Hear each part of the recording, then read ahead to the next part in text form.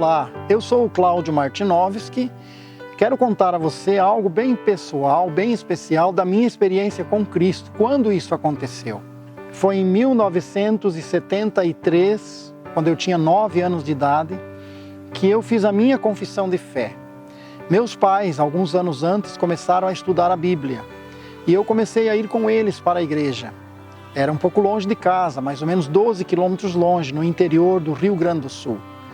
Foi lá que eu comecei a ouvir aquelas poesias, os hinos cantados. Por exemplo, foi na cruz, onde um dia eu vi meus pecados castigados em Jesus.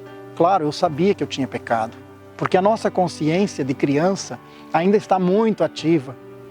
Com esta lei de Deus gravada no coração, como a Bíblia diz que todo ser humano tem, a consciência nos acusa e nos defende, e como criança eu sabia que eu precisava de Jesus. Além do mais, eu percebia esse amor tão grande expresso naqueles cânticos. E foi quando eu criei, quando eu decidi crer. E com 9 anos de idade eu dei o meu testemunho de fé.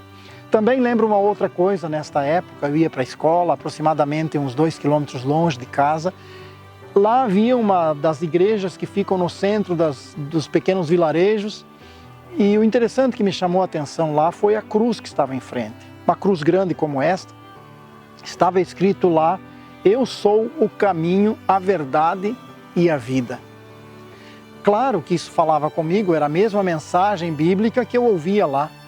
Pena que alguns anos depois, aquela mensagem da cruz foi alterada e foi escrito unidos em Cristo. Hoje eu entendo por quê. Porque bem nesta época a ideia não era mais centrar a mensagem de salvação em Jesus, mas colocar a mensagem ecumênica para unir todos os grupos religiosos do mundo, independente se creem em Jesus ou não.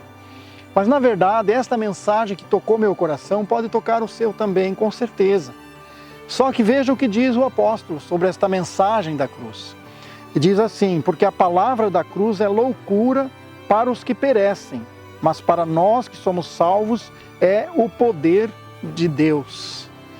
Pense bem, não estou a falar desta madeira, desta cruz, deste objeto, deste amuleto que muitos carregam como um objeto de poder. Está aqui a falar da mensagem.